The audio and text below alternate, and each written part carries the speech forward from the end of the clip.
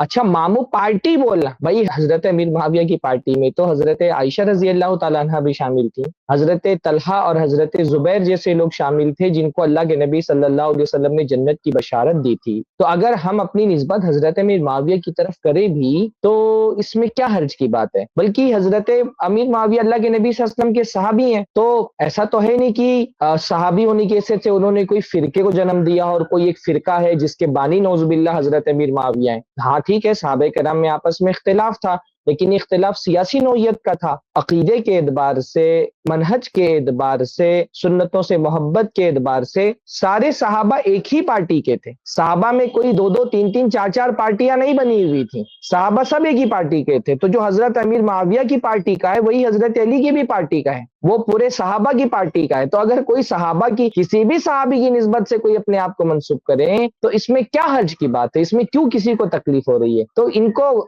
صحیح جو شعبان بھائی نے بات کی نا وہ بہت اہم ہے کہ یہ مسئلہ علمی نقطۂ نظر سے بیان کرنے کا نہیں ہے کہ ٹھیک ہے بھائی علمی اعتبار سے کسی کو ہو سکتا ہے نہ لگے، پر یہ مسئلہ اصل میں بغض کا ہے۔ یہ جو ماموں پارٹی لفظ نکلتا ہے، بھائی تم کتے پارٹی کے لوگ ہو، تم مالک اشتر کا دفاع کر سکتے ہو اور اس کے لیے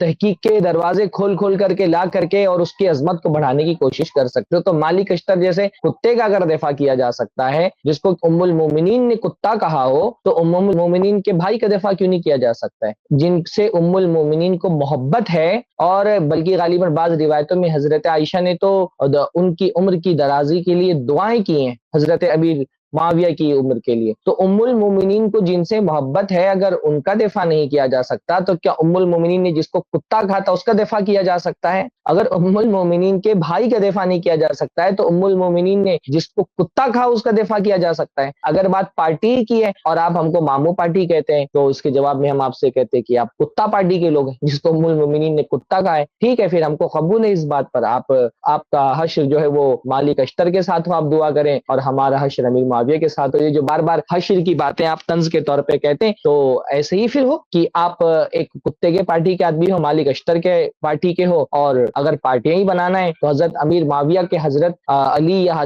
دیگر صحابہ کے مقابل میں کوئی پارٹی نہیں تھی، اور اگر پارٹی بنانا ہی ہے تو حضرت امیر معاویہ کے مقابلے میں تو مالک اشتر کی پارٹی ہے۔ تو تم اگر ایک کتے کی پارٹی کے ہو سکتے ہو تو ہم کو تو سعادت، ہم کو محبت ہے الحمدللہ حضرت امیر معاویہ رضی اللہ تعالیٰ عنہ سے، بلکہ یہ محبت ہم اللہ تعالیٰ کے تقرب کے لیے کرتے ہیں اور اللہ تعالیٰ سے امید رکھتے ہیں کہ اللہ تعالیٰ کل قیامت کے دن ہمارے حسنات کے ترازو میں، حسنات کے پڑھرے میں جو ایک چیز ہوگی، نیکیوں کے پڑھرے میں جو ایک چیز ہوگی وہ حضرت امیر معاویہ رضی اللہ تعالیٰ عنہ سے محبت بھی ہوگی۔